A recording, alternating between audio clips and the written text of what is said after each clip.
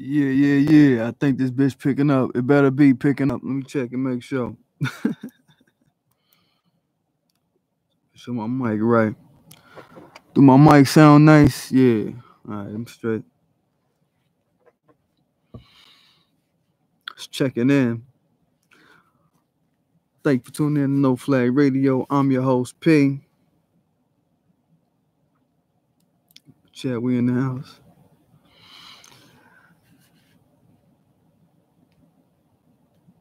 Nigga in the game.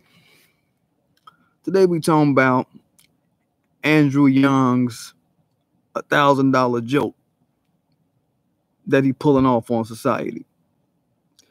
So if y'all might be familiar with an interview that Andrew Young did on The Breakfast Club a few days ago, talking about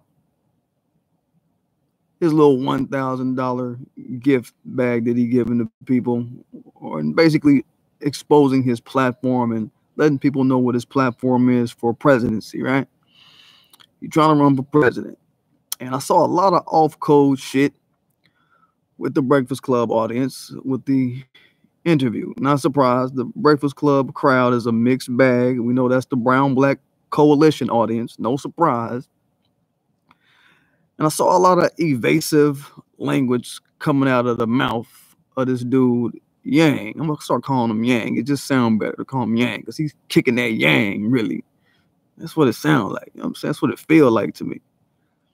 And, you know, in the Tone Talks interview he did with Marianne Williamson, you know, she was talking about the manner in which politicians are trained to carry themselves to kind of sidestep issues in the black community in general. And she gave an example of them co-opting disruptive language in their speak. And I gave her props in the comments on it about like, yo, she really broke code to say that shit. So in this Andrew Yang interview, I was really listening for that. I was listening for some of that co-opting disruptive language shit. Like the example she gave was like saying things like a path that leads to blah, blah, blah, like a path that leads to reparations, a path that leads to healthcare, a path that leads to this and that. I was really listening for that shit. I was expecting him to come off with some shit like that, but he tried to be crafty, but it wasn't working. I pulled back the sheet on his ass, pulled back the towel, lifted the towel on this dude, and I just want to let my people know that, look,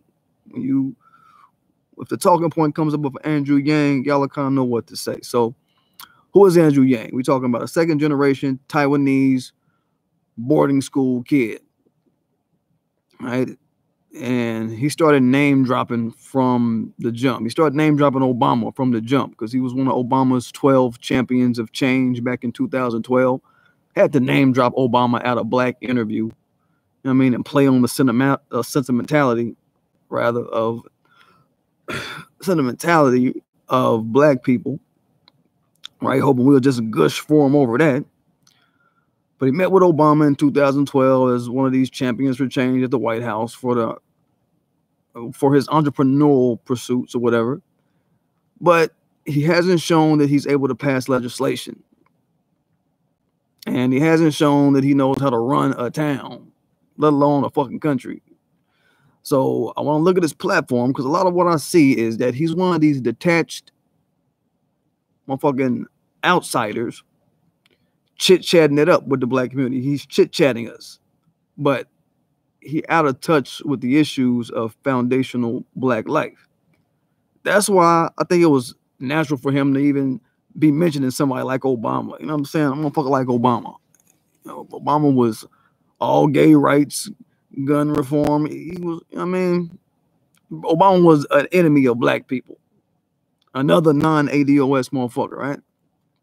But let's get into it. Venture for America is his entity, his flagship entity that Obama was jocking, that he brought through to the Breakfast Club, and that he was like, oh yeah, this is what I'm about, this is what I do. What up, Niche? What up, Lauren Maxwell's and some other shit? What up with y'all, man? Thank y'all for checking in. You know what I'm saying? But Venture for America was what he brought to the Breakfast Club, is this kind of kind of thing. He wanted to kind of smoke screen over the audience, so I had to look into it to see what it's about. But he launched it in 2012 with money from a Detroit businessman. Remember that name, Detroit, because he brought up Detroit like he was doing something with it. But a guy by the name of Dan Gilbert, he is one of the main financiers of it, and he's a founder of Quicken Loans. You might have heard of Quicken Loans. And he also got some money from Rock Ventures. Okay, so they all came together to help fund this little shit. This is a program where he takes like college graduates who want to be entrepreneurs, and he places them with companies and institutions to kind of help cultivate their ideas and shit. So once again, take note that his legislative political experience is zero. Okay? He's in the business of business building. All right? While we, as foundational blacks, ADOS, we're trying to traverse a terrain meant to repair black society. Just so we can, I mean, you got to be on the scene of what we talking about in black society as a politician from here on out. You got to be made out of the bedrock of what we talking about. And you got to be on what our priority list is about, or else it ain't no motherfucking deal. No motherfucking deal when you talking to us. All right? Man, the dude was even in the comment section. This had me tripping. In the comment section, soliciting niggas to give $1. He's trying to get donations. So he already pimping niggas. Unproven to the community, but he pimping. All right? So I was rolling with that, and there were people commenting, oh, I just donated, I just gave. Yeah, so he doing businessman type shit. Right? He raising capital already off of black society with no black agenda. See how we easily get swayed to drop dough when other motherfuckers, other groups, unproven, merely say who they are and say they're going to try to do some shit that we ain't even looked into. This shit's pitiful. So when Charlemagne asked the dude, does Andrew Yang have a black agenda? Does Andrew Yang have an agenda specifically for black people? His exact words were, well, a lot of it overlaps with my overall agenda, because I think the freedom dividend and universal health care will go a long way. And I'm for getting rid of private prisons. And once he said that, okay, Charlemagne jumped in and was like, man, why is it y'all think all black people in jail? And then he came in and was like, well, I think it affects everyone. Again, I think it affects, well, you never said that it affected everyone to begin with, but now it's again, it affects everyone. Okay. So let's just break down what his reply was so y'all can know, full show, he ain't got nothing for black people. First thing he said, so y'all know that we won't be getting wet over this motherfucker talking this shit, running his mouth, right? Charlemagne asked him, do we got a black agenda? His exact words out of his mouth was, well, a lot of it overlaps with my overall agenda. There's one point that shows that he's detached from the wealth gap conversation. And he down with some Reaganism type shit and some trickle-down economic shit. All that anybody gets it type shit overlaps with my a lot of what he was talking about as far as his dividend and that. And I'll get into his dividend. Talking about him giving his little $1,000 to people. Talking about that overlaps with his overall agenda, and black somehow clouded. He clouded black people in with his consideration for this $1,000. What's up? We're left to imagine this because he ain't bringing it. All this anybody gets it shit. Everybody can have it shit. On the street, that ABG shit, that's what that shit means. I mean, anybody gets it. Like, nah, that shit ain't gonna fly. That's not pointed to repair black society. That's not a black agenda, is my point. He came in saying, because I think the freedom dividend and universal health care will go a long way. Again, disconnected with the idea of reparations specifically for black people to close the wealth gap and to put us in the seat for set-asides. Disconnected with the idea of set-asides for black society and to end the lack of equity building assets and all this shit. Then what he say that had me like, you a bitch. I'm for getting rid of private prisons. Once they come on the Breakfast Club and say that, y'all know that's the bullshit. So you see where I'm going with this. He ran to the Breakfast Club. It's the go-to. He ran to a go-to of talking about, where did he end it? He landed it talking about, I'm for increasing the general federal allotment to HBCUs. That's how we ended his black agenda. Stop and think about that. Again, he's going to motherfucking Breakfast Club, the home of all these motherfucking black Ivy Leaguers, talking some HBCU shit. He had probably been watching Kamala and Cory Booker and Bakari Sellers and what's the guy? Van Jones, watching all these motherfuckers come on the Breakfast Club and talk that HBCU shit. He listened to all of that shit. Then he came back and was like, oh, HBCU, right? He ran to that as the HBCU failsafe, right? And the Breakfast Club was all smiles. Charlemagne didn't press him after that. Didn't nobody press him after that shit. Everybody shut the fuck up and sat the fuck down and shut the fuck up talking after all that shit. They were all okay. All you gotta do is mention HBCU and the Breakfast Club is easily pacified. But this post is to break down the guy's ideologies and make sure that we're cued in to some of the obvious shit and some of the non-obvious shit that he's saying. And that's the point. No matter what kind of money he's talking about and all this shit. So I put up a tweet yesterday addressing that fact. This money he talking about putting up. He talking about this $1,000 for everybody every month, starting at age 18. More specifically, he was like, yo, you get to choose whether or not you want it based on any other programs you may be getting, like Social Security, I'm assuming like unemployment benefits or whatever. And if it turns out to be more than what all your other supplemental things you're getting are, then okay, you will go for it, or you opt into it, is the verbiage that he uses. And all the non-critical thinking black people that tune into the Breakfast Club, they was in the comments lapping it up. But I know one thing about ADOS, we ain't gonna lap it up. We're gonna run it back against the facts of our foundational black population and see where the shit sit. All right, so let's get into it. So $1,000 a month for everybody in America. I broke it down in terms of ADOS black people and reparations, because he has come out fronting like this is some sort of low-key reparative for society that's going to just change the wealth gap. It's going to fix all our problems, right? And y'all may have read the tweet that I put in the community post on YouTube before this live that I'm doing right now. And thank y'all for getting me to that 1,000 subscribers.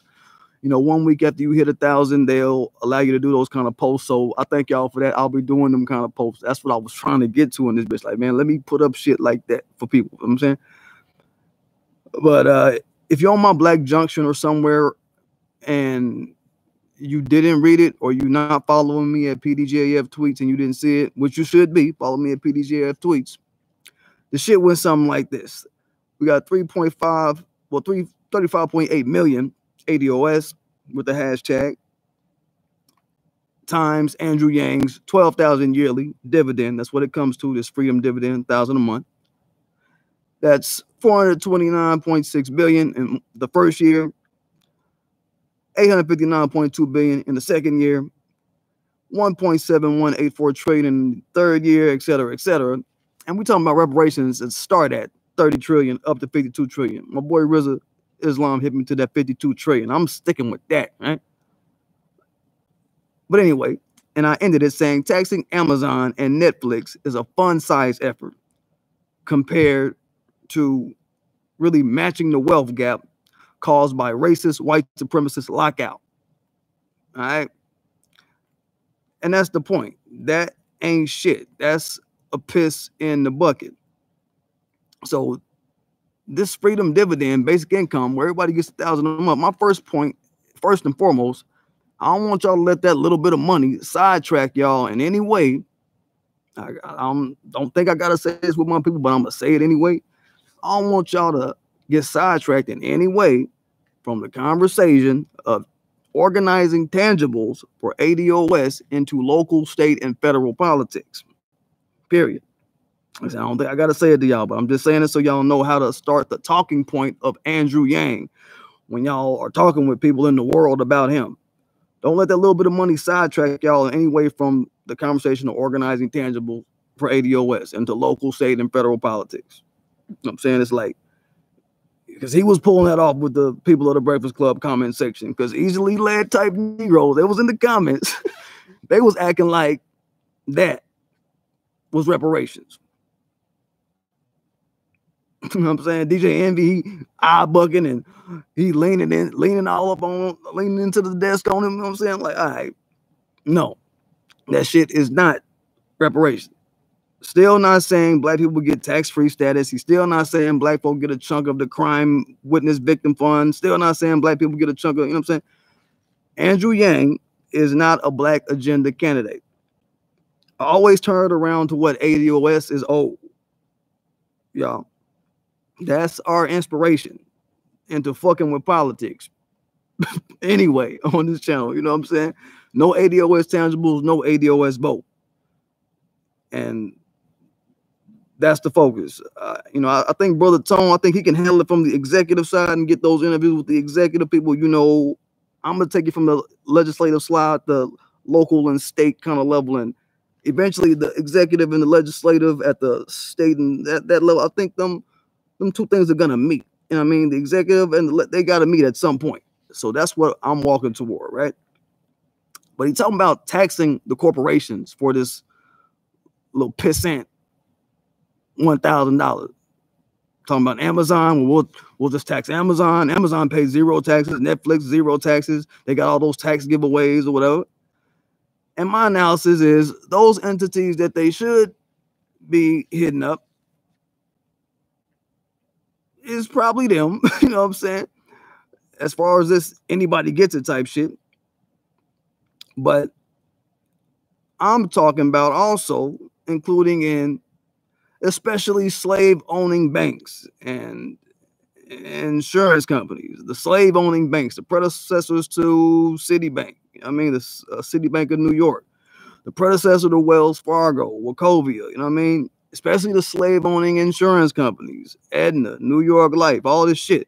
Global financial firms like Lehman Brothers before they collapsed. You know what I mean? It's a lot of black folk jumping off focus because Andrew Yang is waving a $12,000 a year carrot, basically. He didn't address the white supremacist racialized wealth gap caused by slavery, Jim Crow, benign neglect, and broken promises from politicians just like his fuck ass, right? That keep us at this planned underclass status, right? So, to touch on what he thinks he's going to do for America, all right? He started off the interview bragging about how automation and technology is killing jobs in the inner cities. And because of that, jobs are leaving America. And 4 million jobs have been lost to automation, is his claim. But I've looked into his Venture for America fund. A big chunk of his startups that he fucking with, these are engineering and tech-based digital startups, marketing companies, shit like that. Shit you could easily outsource outside of America. He ain't saying that. And we'll gradually get into what his Venture for America shit is looking like, what kind of legs it has on it. But he's talking about Venture for America has created all these fucking jobs. He said several thousand jobs. And he name dropped a few cities. I listened. He said Detroit, Cleveland, St. Louis. And I'm like, all right. Oh, Baltimore. He said Baltimore. Yeah. So I took the liberty of going through this Venture for America listing and seeing what was all the other cities. Let me just get it on my mind right now. So y'all can know it's Baltimore, Cleveland, Cincinnati, Detroit, Las Vegas, Miami, New Orleans, Philadelphia, San Antonio, St. Louis, Columbus, Ohio, and Providence, Rhode Island. So let's take his estimate of several thousand jobs with his little organization he fucking with that he waving in front of niggas like it's some diamond in niggas face, right? Let's take his estimate of several thousand jobs literally. Several thousand is 4,000. Let's take that literally. Divide that up between the 12 cities that I just named, just so we can get a idea of what he's trying to frame up. That's 300 jobs created per city. All right, jobs in cities that were decimated by white supremacist lockout policies. At least some of the black cities, like Baltimore, 63% black folk. Cleveland, 53% black folk. Cincinnati, it's almost half black people. Detroit, 83% black people. All right, these places were decimated by white supremacist lockout practices, going back as far as the ending of the fucking Civil War. This shit go back.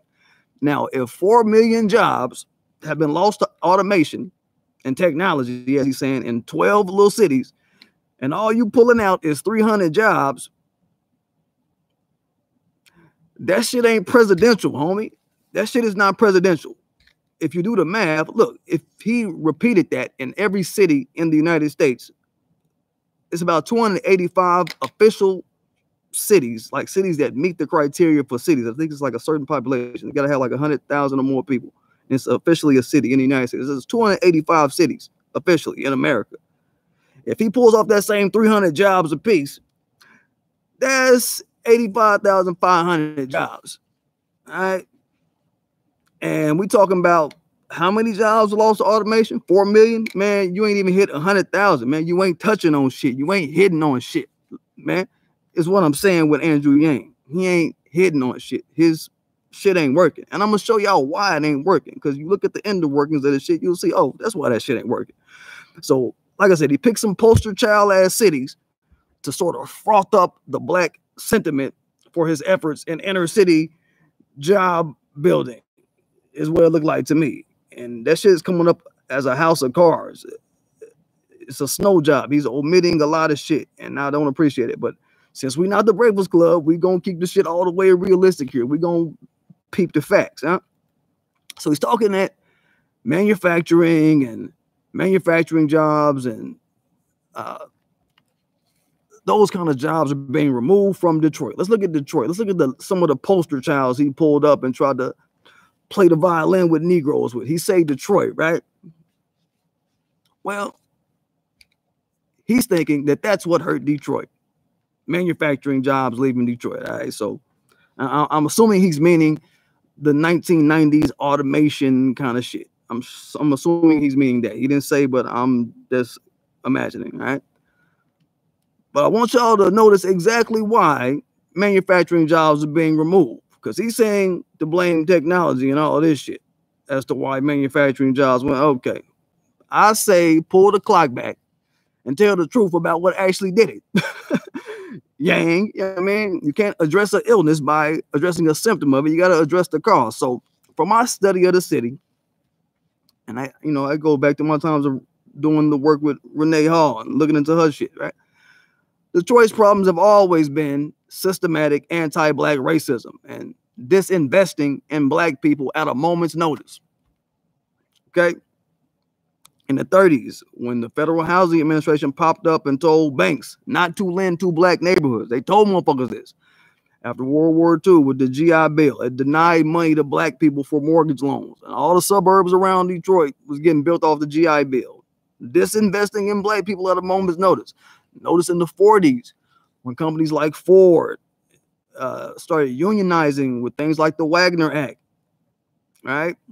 Whites and white immigrants got those job protections, not black people. So black economy started to suffer. Disinvesting in black people at a moment's motherfucking notice. Compound that shit with the Detroit riots in 1967 from, there was a bunch of shit going on from, post World War I era through to the 60s. The police and black relations was one of hostility and white motherfuckers on the police force and within white society was keeping up hostility. Motherfuckers was patrolling black neighborhoods, playing dirty, on some cops and Indians with niggas out there. Racist grudge activity after the soldiers came home from World War I. Racist grudge activity after they came home from World War II. White people was making it a point to mistreat black people, mistreat the black soldiers as they was coming back. Like, nigga, you think because you serve, you ain't shit, you a nigger. We're going to treat you like you ain't shit. We're going to treat you like that because you think that you the shit just because you fought, but you a nigger. You think you an uppity fighting Negro? No, nigga. So all of that was tension in the race relation before the riots. So by the time the riots popped off, which everybody try to blame and say, oh, it was the black folks starting them riots that made Detroit go bad. Nah, it was all the shit leading up to that shit. The Detroit police, by the time the riots popped, Detroit police was 93% white, and 45% of the police was working in black neighborhoods. Hayden. So local, state, federal levels cemented that shit into being, right? And that into being a fact of life for black people. You understand? So white supremacy was always a problem. And then when the riots popped off, that was because, you know, the Detroit police, I think they raided like some printing company that had occasionally had some after hours drinking going on or whatever in the spot. And what happened was they had a fucking undercover coon black officer, a couple of coon undercover black officers just snitched on the place. I guess they ratted the place out and told them when to come get the drop, told the cops when to bring their stupid asses through and hate. And then they came through and hated. Then that popped off into the whole riots and shit. So they always try to low-key blame black people for the Detroit riots, like I said, but I don't want to minimize it. It took a major toll on the city. But those cops, they wasn't raiding the white speakeasies and the white places on like North, West, and East Detroit. They wasn't raiding none of them places, all right? And then they brought in the vice units like we was talking about in the Renee Hall video with the stress unit. Brought that shit in the early 70s, late 60s, early 70s. Brought them motherfuckers in. And what did they do? They came to crush the black community. They came to clean up after all the riots. And they came to make a command presence, all right? So they was on some dirty shit. They was on some racialized behavior before that. After all this racialized housing and other shit took place, right? Then they came through to lock black people up. And you know what I mean? This is what's going on. So this is some spiteful shit after this point. They was on some, you niggers tore up the city. We want beef. I mean, so white supremacy, to my point, it was an early problem with Detroit. And it continued to be a problem into the 60s, even into the 2000s with the predatory tax assessments of the homes. Like the city got hit with a lawsuit talking about the city was not reducing the property assessments to reflect the home devaluation after recession around 2008-ish or whatever, around that time. And they just now started lifting some of those predatory taxing practices, right? Where people were basically having to pay taxes on a house that wasn't worth what the taxes was. I mean, and I guess we'll see how that flies. They got that lawsuit going. I want to see how that shit go. But white supremacy has forever and ever been the issue out in Detroit. Detroit is suffering specifically because of spiteful anti-black policies to neglect or to gouge poor parts of the city for some shit. And I guarantee you, all of Andrew Yang's job efforts, it ain't going to where black folk at. It's going to where the Quicken Loans motherfucking niggas is at in downtown by like the Cadillac building and all that shit, the Cadillac Center. You know what I mean? He has no plan in place in the cities that he's naming that's going to touch on shit like downtown and all that shit. So, and with his Ventures for America plan, I looked into that shit, man. He helping a bunch of white kids, a bunch of white college students who went through his program. That's who he helping get jobs. He ain't fucking with us. I went to his site to see. I counted, like, it's a lot of motherfuckers, but like I counted, you know, with about 24 motherfuckers, I counted 4 black faces. Then I started going down and still counting meager little speckles of black people. But it's just white, like a motherfucker. White mayo sandwich, mayo burger. You know what I'm saying? So we talking, look, 4 out of 24 people. I would figure it would be right and exact for me to just multiply that by the rest of the pages. It's like 30-something pages of just, you know, a bunch of faces.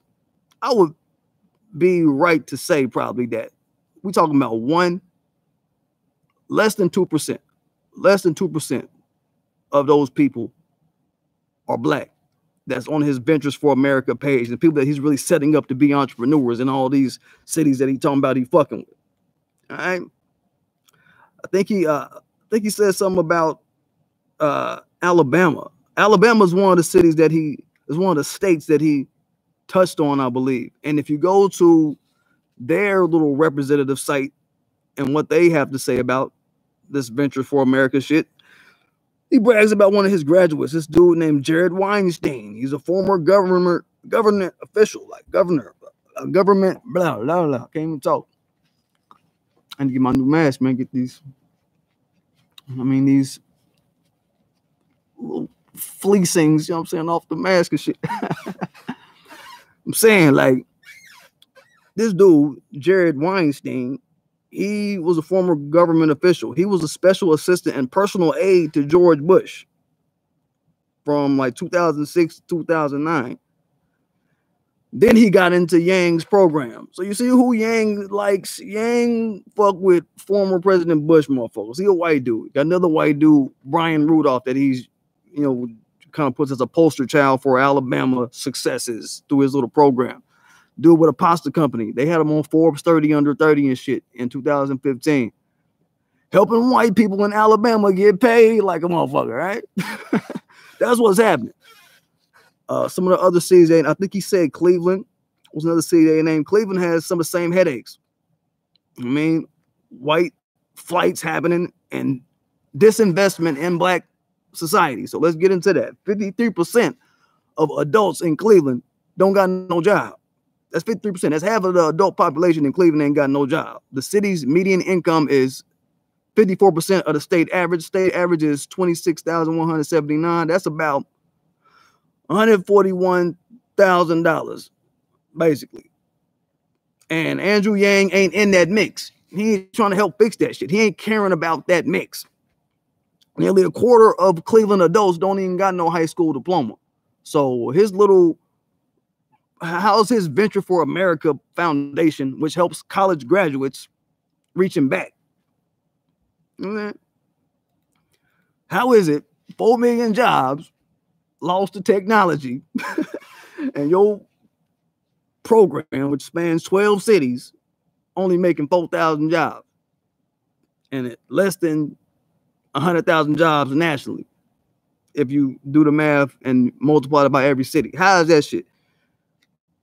Y'all know we got to talking about helping workers. You kind of run that helping workers game, very Karl Marxist type speak, right?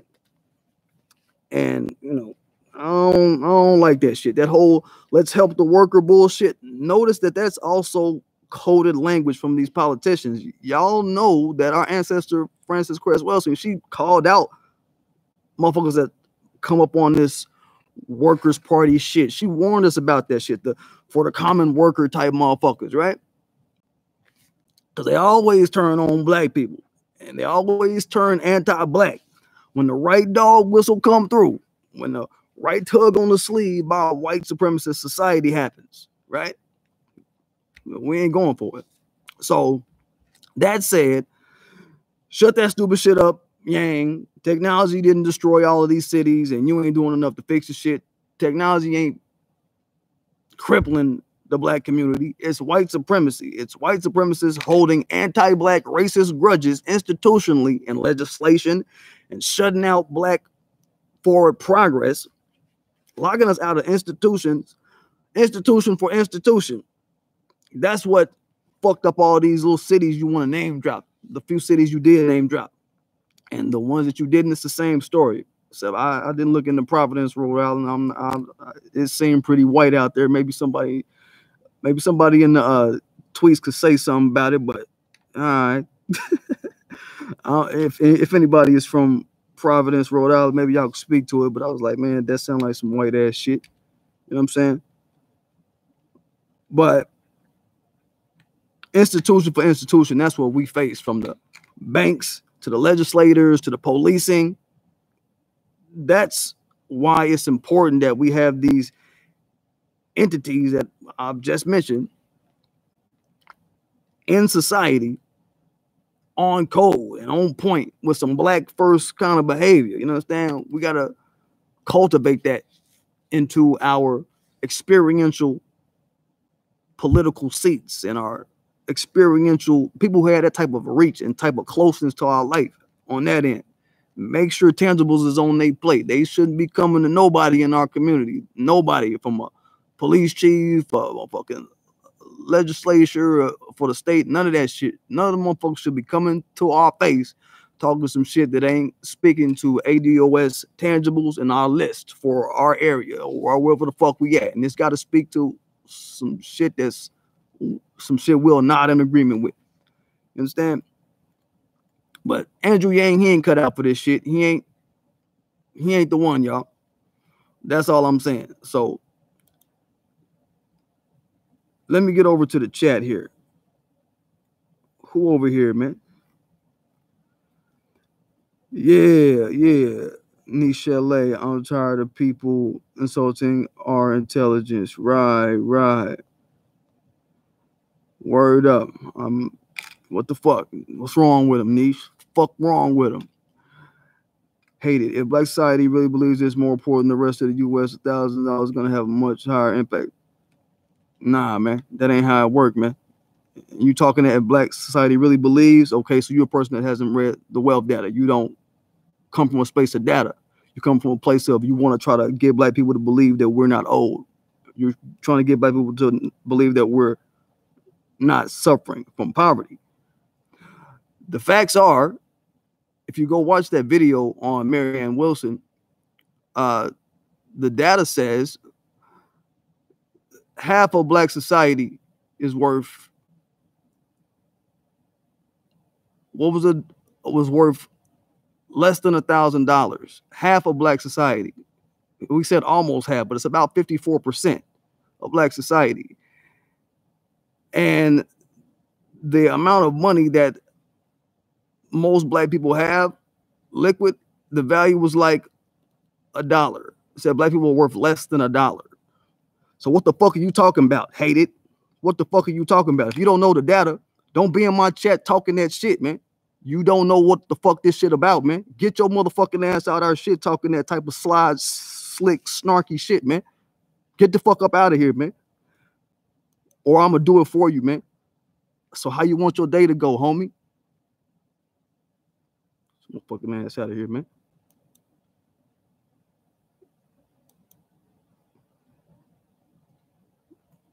Oh, you can't delete the message, man. No, fuck all that, man. Oh, I deleted it. Yeah, you about to say, boy, what the fuck I do, man? If you ain't talking the facts, man, get your bitch ass out of our fucking comments, man. Whole ass motherfucker. Real life, man. So what? What? Yeah. Word. So let's get to the rest of these comments, man.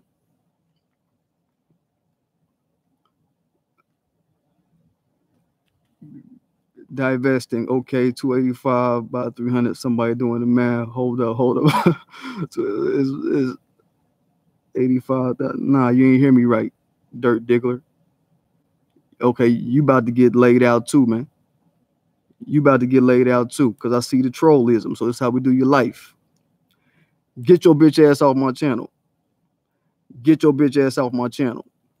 You understand? It's real easy. It's real easy, homie. You know what I'm saying? It's how I do things.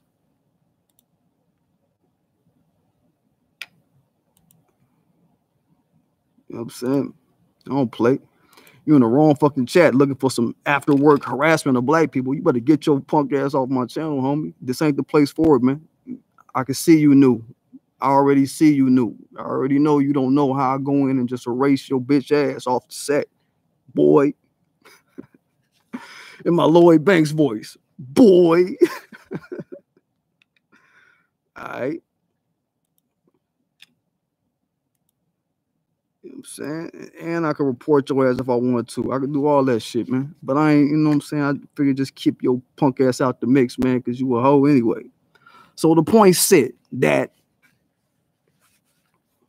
before we was rudely hit up with these weak ass trollisms and tantrum speak for motherfuckers that ain't in the motherfucking struggle of life that we going through. They punk asses. I hope that was beneficial for y'all. I hope y'all put it together, man. That Andrew Yang, he ain't the look. You know what I mean? Everything he giving us ain't nothing but fluff in a box.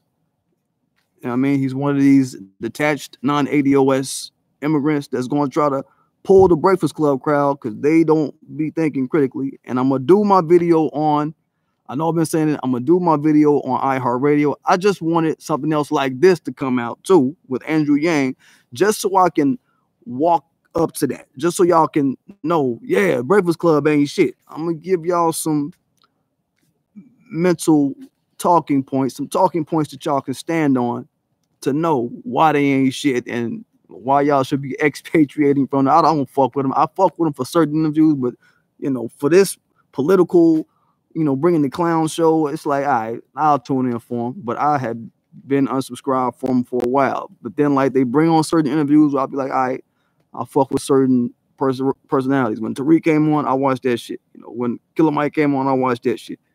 You know what I'm saying? Not no goofball shit going on though. You understand? As far as who I tune into on they shit, because they bring some sideways shit. They brought the boy DL Hughley on them motherfucker. I listened to that a little bit this morning. It's just same old DL Hughley, whatever. But that's that, y'all. And yeah. Don't forget to fuck with my fucking Teespring and shit. Can y'all see that? USB shit. That's what I'm fucking with. Don't forget to fuck with my Teespring, yo. That shit jumping. And don't forget to subscribe to my channel. Don't forget to hit that like button. Don't forget to hit that notification bell.